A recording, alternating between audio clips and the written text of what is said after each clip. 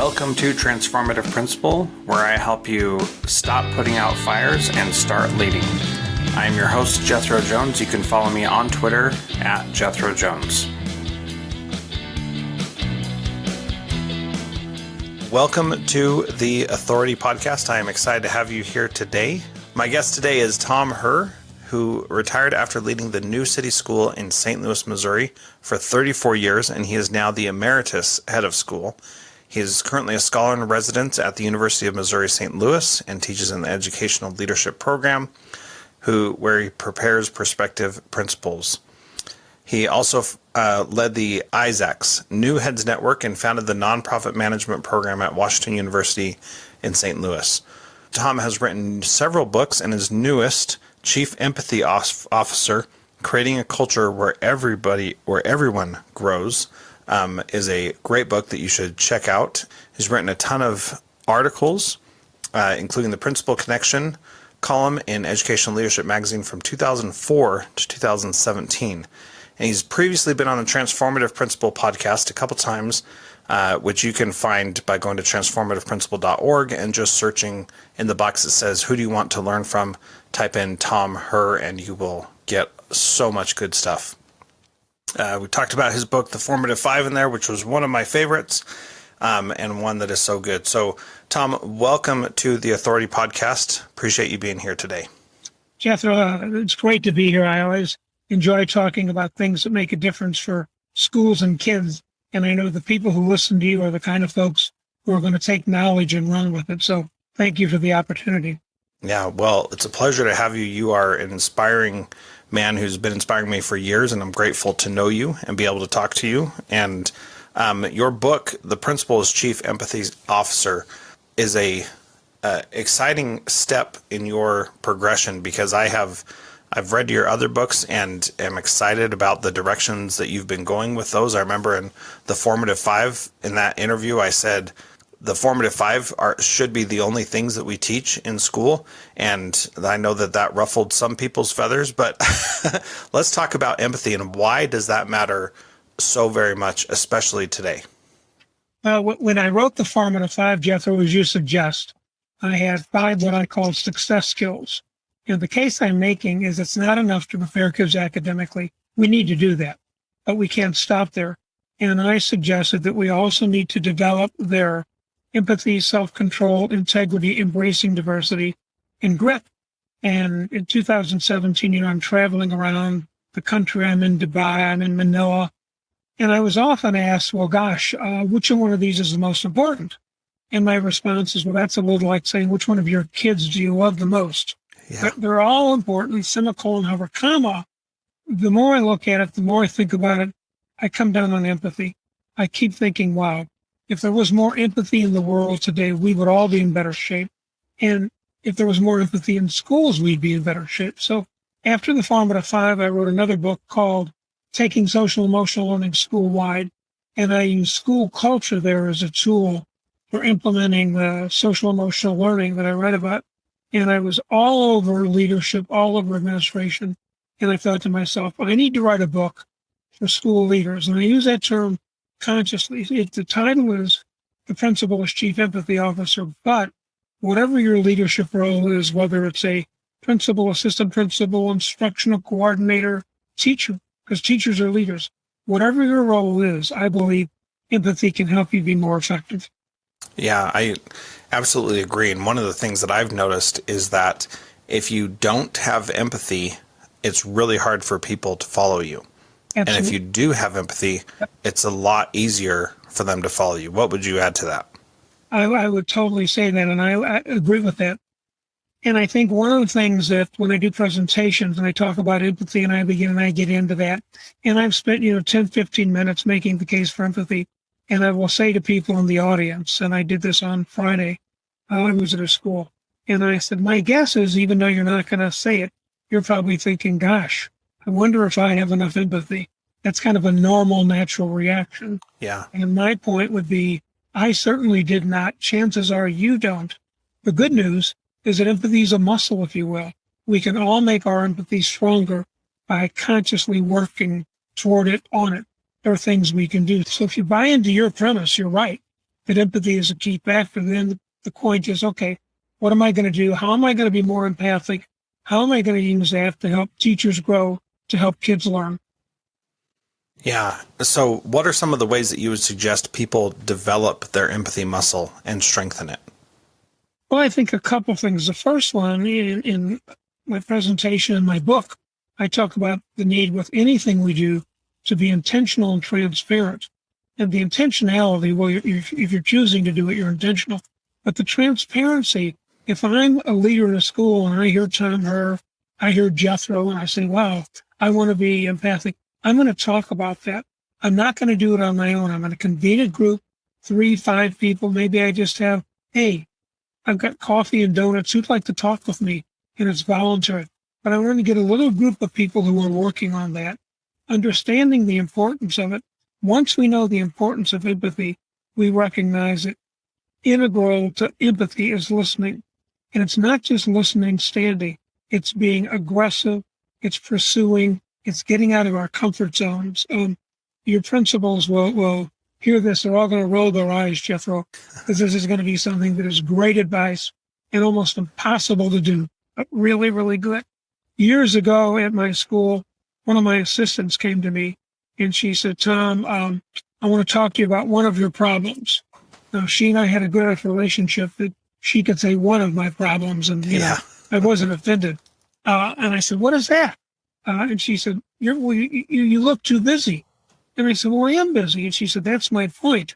She said, we care about you, and it's so clear that you're busy that we don't want to bother you. And so we don't come up and talk to you. We don't have casual conversations. And I think what's going to happen is something's going to blow up in your face in a week or a month, and people will say, well, I knew about that, but I didn't want to bother Tom. He was so busy. Well, I had never really confronted myself with that. I thought she's right. So I made a point, and I wasn't as good as I wanted to be, I'm sure, but I made a point to hang out in the halls more, just kind of be casual, spend time in the teacher's lounge. I should have done more of that. And it was hard for me because I always felt like I should be working. Well, the reality is I was working. I was being accessible. And by being accessible, I learned about people. One of the things I've been saying lately, and I'm doing this in the classes that I teach at the University of Missouri, St. Louis, is it's not enough for me to know people as students. I want to know them as people. And when I was leading my school, it wasn't enough for me to know people as teachers. I needed to know them as people. That's how you develop empathy. That's how you begin to understand what they're thinking, what they're feeling, so that you can relate to them. Leadership is about relationships, and empathy is integral to relationships. Yeah, absolutely. So I want to go back to something that you said. One of the keys you said is to create a voluntary group. And I think that in creating a voluntary opportunity for people is an aspect of having empathy. What would you add to that? Well, I would agree. And I think doing that regularly, one of the things I talk about in my book is comfort zones.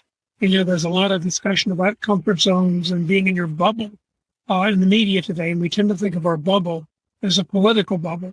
You know, you associate people who vote the way you do. Chances are they look like you and maybe in the same income range. So that's a bubble. Well, guess what? There's bubbles in schools, too.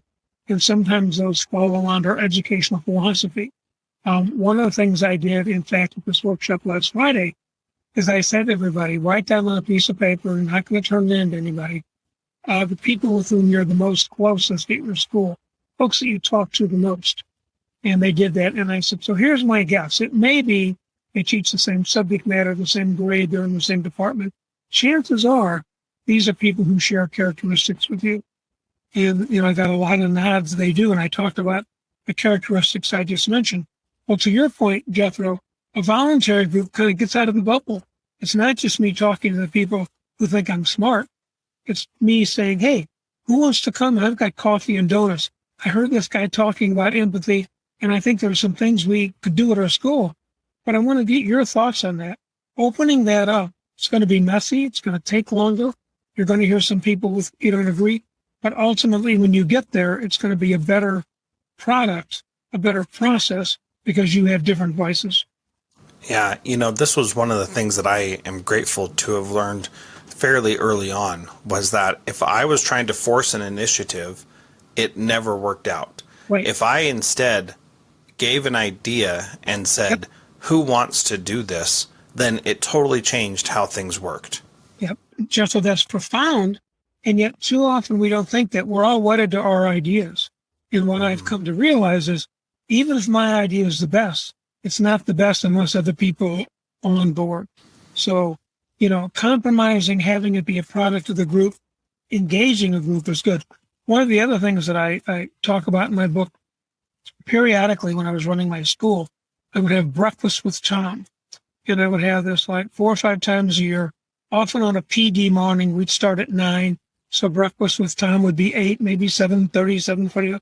And it would be optional. If you want to come, you can come. Anybody, I'll have the donuts and coffee. The agenda is yours. And I would say to people, we'll talk about whatever you want to talk about. I would get quarter to a third, occasionally half of the people.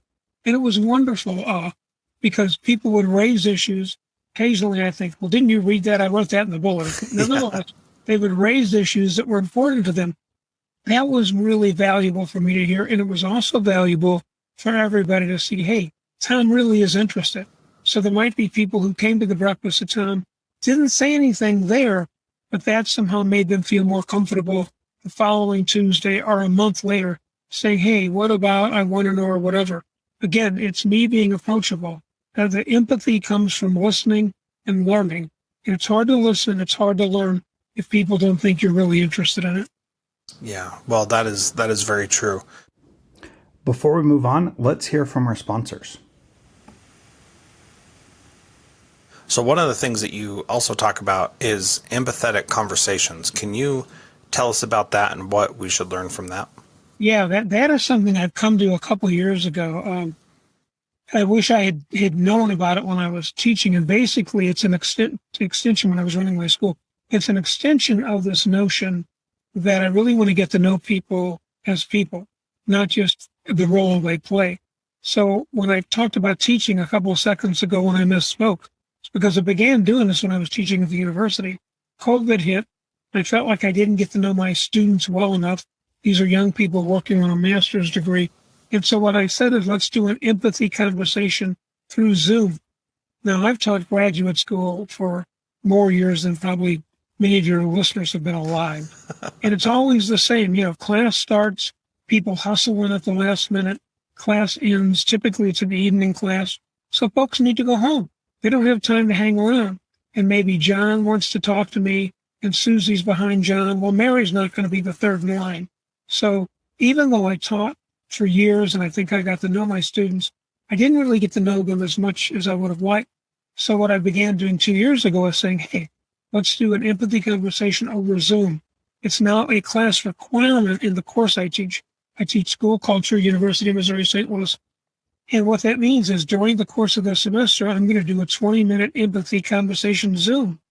And what's nice about it, people don't have to get to class early. They don't have to hang around. It can be at night. Often I will talk to folks. They've got an infant in their arms. They got the dog in their lap or whatever. I talked to one of my students at 7 a.m., another one at 10 p.m.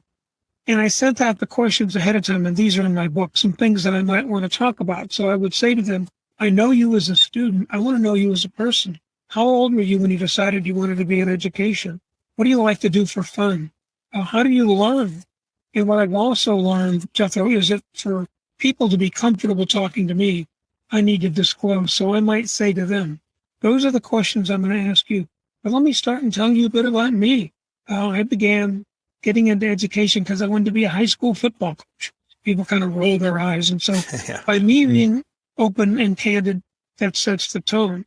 And again, that's establishing the empathy. Leadership's about relationship. And the more I know you and understand you, the more I can develop empathy, the better we can be together, and the more you're going to learn, which means your kids are going to learn. Yeah, and I think adding to that is asking a question around why do you stay in education? Because a lot of people leave, Yep. especially within the first 5 years. And so if you've been there longer, then answering that question of why you stay really gives insight. And I bring that up because I had a teacher that I worked with who was in education for a very long time, and I wanted to know why she was still sticking around, even though she could have retired. And she said, "This is just fun.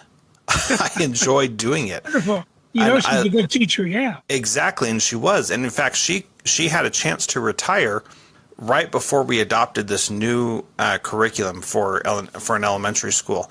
And what was so amazing is that she could have retired and said, I want to stick around and see how this new thing rolls out and see what it looks like and see if this old dog can still learn new tricks. And I remember how inspiring that was, that instead of saying this new thing is going to be hard and I'm going to leave so I don't have to experiencing it, she instead said, I'm going to stay and do this new experience because I want to see if I can still do it. And she did, and did a great job. But man, once she said that, it was a totally different relationship between us, because I went out of my way to make sure that she was having fun. And when she had difficult students in her class, then I would work hard to ensure that she had extra support, because she was a great teacher and she was there to have fun. And when that wasn't happening, then I could do something to help. So I definitely felt like I should.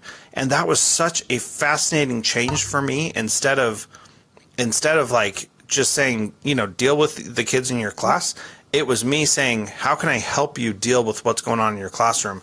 And I didn't realize at the time that I was gaining empathy for her, but I look back and see that now and think that was a beautiful relationship, and she's just awesome. Yeah, I mean, that is a wonderful story. And at the end, you kind of touched upon the fact, and you're being modest, the fact that you had that relationship with her all along is part of her staying. And it's the kind of thing we want with all of our teachers, totally. Yeah. And I think we we want that with all of our teachers, and sometimes it gets hard. And I think that's because we don't actually have empathy for them. And I think about there's this idea that is poisonous in schools, I believe, that we need to get rid of teachers or principals or whoever because they're not buying into the vision or anything like that. And one of the things that I said in How to Be a Transformative Principal is, if you're doing observations to lead to evaluation of whether or not a teacher is good, you're totally missing the point. The purpose of doing an observation is to see if the vision that you have developed for the school is being implemented in the classroom. And if it's not, then you need to do a better job of explaining the vision. And if you changed your focus from I need to evaluate and see how this teacher is doing to I need to see if the vision that I have is being implemented, the way to see to have that conversation is really to have empathy for what they're going through. Why aren't they implementing the vision? And you can ask them flat out, what about our vision do you not understand, and how can I help you understand it better? And if you're not seeing the evidence of that in the classroom when you're doing observations, that's a perfectly good way to gain empathy to what they're experiencing and see what roadblocks are preventing them from being successful in what you're trying to do. Yeah, absolutely. That's spot on. In fact, you mentioned I used to write a column for Ed Leadership. I'm now writing a blog for ASCD, and I wrote one in October, I think, about teacher observations. And basically I said what you're saying, and that is we school principals should view them as an opportunity to build trust and develop relationships. It's not a gotcha. It's an opportunity to come in, to learn, to understand. And if we view observations not as a incident along the way, but rather as a path on the journey, all of a sudden we can help teachers grow. We can wind up causing them to get the vision and work toward it. Yeah, absolutely. And so let's bring this back to empathy and all these things that we're talking about. We're in the middle right now, and probably will be for the foreseeable future, of a teacher shortage, that there's not enough teachers. And one of the stats that I looked at recently said that we were going to have a 300,000 teacher shortfall in 2022. And this was data from before the pandemic. Yeah. And so it's even more real right now. And I think that when you are more empathetic as a principal, you invite people to come to your school. Yes. And the impact that you have of people coming and staying is the way to mitigate this teacher shortage. What would you add to that? Absolutely. I mean, when you think about it, let me start off by saying that educators are underpaid, period. Teachers are underpaid even worse, period. That said, paragraph, the reality is that while we principals may not be able to raise pay scales, what we can do is help create a climate where people feel valued. I'm teaching class tonight, in fact, and I'm going to talk about Frederick Herzberg, Herzberg, theory of motivation versus hygiene. And, Herzberg says that the factors which typically we think about for people being happy in the job, salary, that's a satisfier. They need to be paid enough so they're not unhappy, but paying them more doesn't make them happier. Yep, we all want that nice weekend trip, but that doesn't make them look at their job differently. What makes them look at their job differently are the motivators, and that is what the job is, how supported they feel, what about the peer group. So if I'm a principal, I want to show empathy for my folks, and one of the things, this, Jethro, so do I, every principal knows it. Teaching is still far too silo-like. Folks are alone. So what I'm going to do is work on developing collegiality within my building, congeniality, then collegiality, so teachers are part of a team. If they walk in that building and they know that it's going to be a hard day, I've got some tough things ahead of me, but I've got support from the people who work with me, that's a big, big difference. And that begins with having empathy for them, who they are, and how we can help them. Yeah, that's brilliant. The final question I like to ask on this podcast is, if somebody can only read one small part of your book, where should they go and what should they learn from that? I think the way to begin is by looking at empathy and reading the section that I wrote about listening. And I've got a number of specific strategies and ideas about how you can listen, how you can get out of your bubble. And again, as I said earlier, beginning with talking about what you're doing and why you're doing it. If all of a sudden you're much more inquisitive, if you're hanging around, if you're asking questions, if you tell people you want to talk and you don't say why, they're going to think, what's up? Am I in danger? What's happening here? But if you say, hey, I heard Jethro Jones's podcast and there was this guy, he was talking about empathy, I'm going to pursue that. All of a sudden, that helps them understand why you're doing it and where you're going. And it makes the listening that you're going to do much more engaging. And it's a two-way conversation. When we develop empathy for other people, they develop empathy for us. Yeah, I think that's great. Once again, the book by Tom Hoerr is called The Principal as Empathy Officer, Creating a Culture Where Everyone Grows. Tom, thank you so much for being part of the Authority podcast. Appreciate having you here and appreciate that I can call you friend. Me too, Jethro. It was great to be here. Good luck, everybody. Shoot me an email. If there's something I can do, shoot Jethro an email. He's your resident expert. Thank you.